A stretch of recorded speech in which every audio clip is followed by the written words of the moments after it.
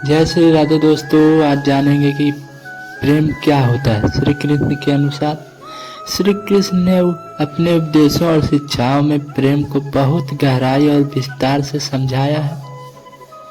उनके अनुसार प्रेम एक ऐसा दिव्य और शुद्ध भाव है जो किसी भी सीमा, स्वार्थ या बंधनों से मुक्त होता है।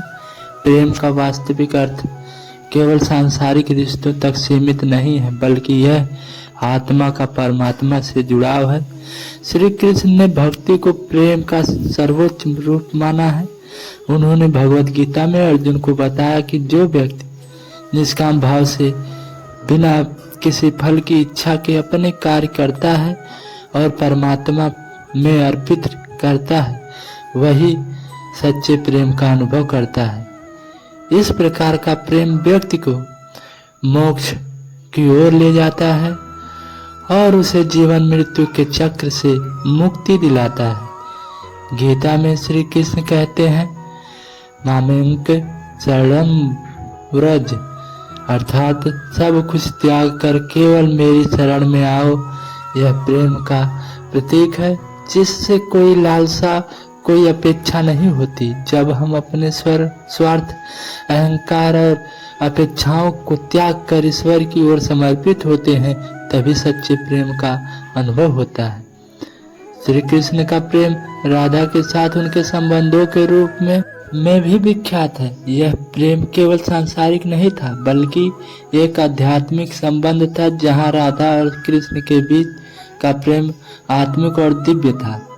यह प्रेम दो आत्माओं का मिलन था जो किसी भी भौतिक सीमाओं से परे था। उनका प्रेम दर्शाता है कि सच्चा प्रेम वह है जिसमें समर्पण, त्याग और भक्ति होती है। श्री कृष्ण ने प्रेम को केवल मानवीय रिश्तों तक सीमित नहीं रखा। उनका प्रेम वसुधैव कुटुम्बकम के सिद्धांत पर आधारित था। श्री कृष्ण ने प्रेम को केवल मानवीय रिश्तों तक सीमित नहीं रखा। उनका प्रेम वसुधैव कुटुम्बकम के सिद्धांत पर आधारित है, जिसका अर्थ है कि पूरा संसार एक परिवार है।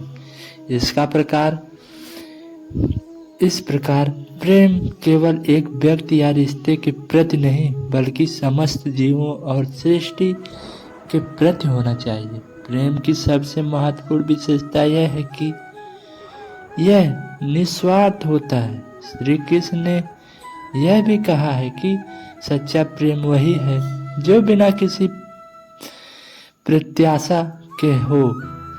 यह प्रेम किसी भी वस्तु या व्यक्ति से नहीं बनता, बल्कि यह आत्मा परमात्मा से मिलन होता है। जब हम इस प्रकार के प्रेम का अनुभव करते हैं तो हमें स्वार्थ और अपेक्षाओं से मुक्त हो जाते हैं और केवल देने का आनंद प्राप्त करते हैं। इस प्रकार श्री कृष्ण के शब्दों में प्रेम एक अनंत, शाश्वत और दिव्य अनुभव है।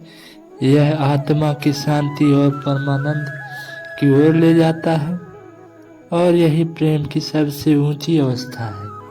भगवान श्री कृष्ण ने प्रेम के बारे में कहा था कि प्रेम किसी को पाना नहीं, बल्कि उसमें खो जाना है। प्रेम छीन कर या मांग कर हासिल नहीं किया जाता, बल्कि प्रेम में त्याग करना पड़ता। भगवान श्री कृष्ण ने प्रेम की परिभाषा इस प्रकार दी है, प्रेम एक गहरा और निस्वार्थ भावना है। यह एक अनोखा अनुभव है जो हमारे मन, शरीर और आत्मा को पास लाता है। प्रेम में विश्वास, समर्पण, सम्मान और सहानुभूति होती है। श्री कृष्ण को गोविंद के नाम से भी जाना जाता था। श्री कृष्ण को परम पुरुष माना जाता है। श्री कृष्ण को जगत का स्वामी माना जाता है। श्री कृष्ण को सर्वाकर्षण माना जाता है। श्री कृष्ण को समस्त देवी देवताओं के परमात्मा माना जाता है।